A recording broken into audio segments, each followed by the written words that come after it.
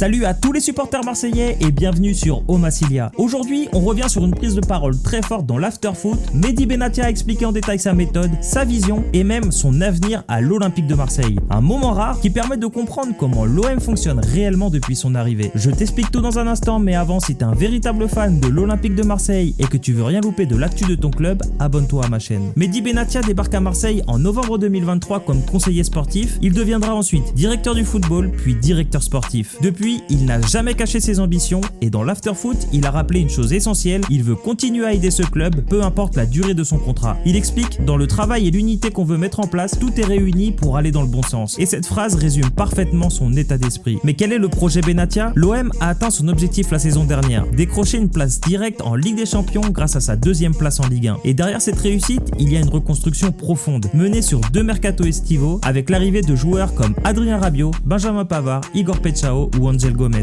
Mais Benatia insiste, il ne s'agit pas seulement de recruter, mais d'avoir une ligne directrice. Il le dit clairement, celui qui veut monter dans le train est le bienvenu, celui qui veut se mettre contre, il doit me le dire et partir. Pour lui, ceux qui ne croient pas au projet doivent partir. Mais qu'est-ce qu'il a voulu changer en arrivant? Benatia ne s'est pas contenté d'ajouter des joueurs, il a voulu changer la structure autour de l'équipe. Il détaille son exigence. Je veux un mec dans la performance, je veux un mec dans le player care, un joueur qui arrive avec des blessures, je veux savoir ce qu'il a eu dans le passé, quel travail de prévention il va faire, qui est son préparateur physique, je veux tout savoir. Cette phrase résume toute sa méthode. Pour lui, rien ne doit échapper au club, aucun détail. Il explique même que lorsqu'il est arrivé, tout cela n'existait pas. Il a alors tout mis en place, le suivi médical, la prévention, l'organisation autour des joueurs, la performance, une restructuration complète pensée pour réduire l'improvisation et améliorer le contrôle. Mais qu'en est-il de l'équipe aujourd'hui? Sportivement, le club revient sur la scène européenne avec cohérence et Benatia observe les progrès du projet qu'il a contribué à construire. Et pour son avenir personnel, il a aussi été transparent. Il a dit « Je travaille comme si j'allais rester 10 ans, mais je sais que ça ne sera pas le cas. » Il raconte même son expérience à Rome. Il avait signé pour 5 ans, acheté une maison et il est parti au bout d'1 an. Pour lui, c'est la réalité du football. Rien n'est garanti, tout peut changer très vite, ce métier use énormément. Il explique, c'est un métier très fatigant, ça demande beaucoup d'énergie, tu laisses ta santé. Je ne sais pas si je dois le faire sur une longue durée. Et il ajoute un point très fort, il n'y a personne qui peut me retenir, même pas Pablo Longoria. Même si Longoria l'a mis en haut de sa shortlist pour succéder à Javier Ribalta, Benatia rappelle qu'aucun contrat ne peut l'attacher, si un jour il décide de partir, il partira. Le cas de Zerbi, il évoque aussi son lien avec